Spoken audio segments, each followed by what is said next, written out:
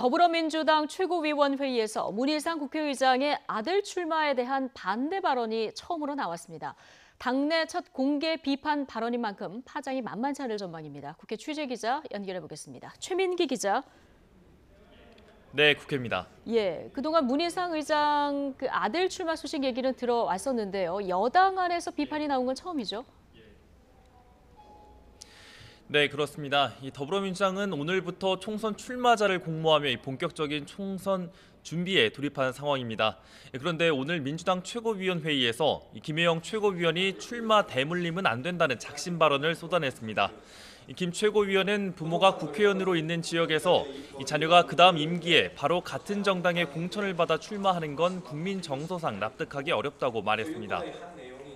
당원 조직에 절대적으로 유리한 지역위원장이 부모로 있는 지역위원회에서 그 자녀가 직을 맡아 경선에 나선다면 실질적인 경쟁이 어렵다는 건데요.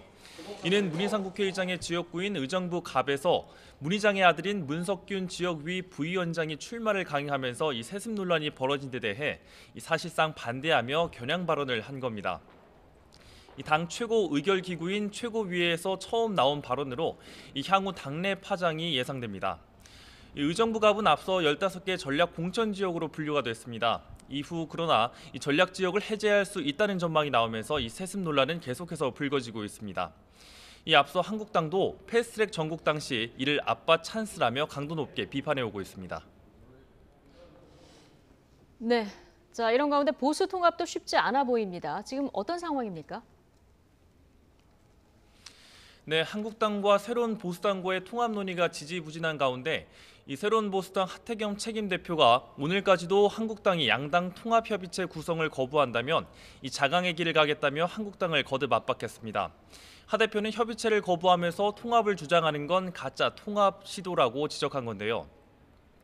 이에 대해 한국당 황교안 대표는 통합을 강조하면서도 양당 협의체 구성 역시 논의해 볼 수 있다는 원론적 입장만을 밝혔습니다.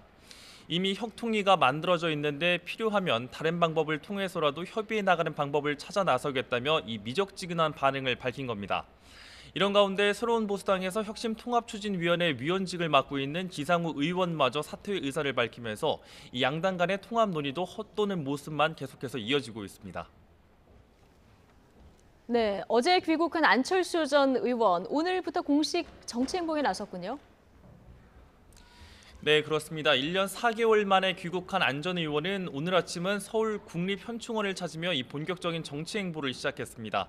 안 전 의원은 현충탑을 참배하고 역대 대통령 묘역을 찾았는데요.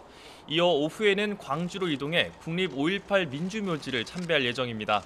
이 광주 일정에는 안철수계 의원들뿐만 아니라 바른미래당 내 호남계 의원들까지도 동행합니다. 이 총선을 앞두고 우선 호남의 민심을 챙기려는 사전 포석으로 풀이됩니다.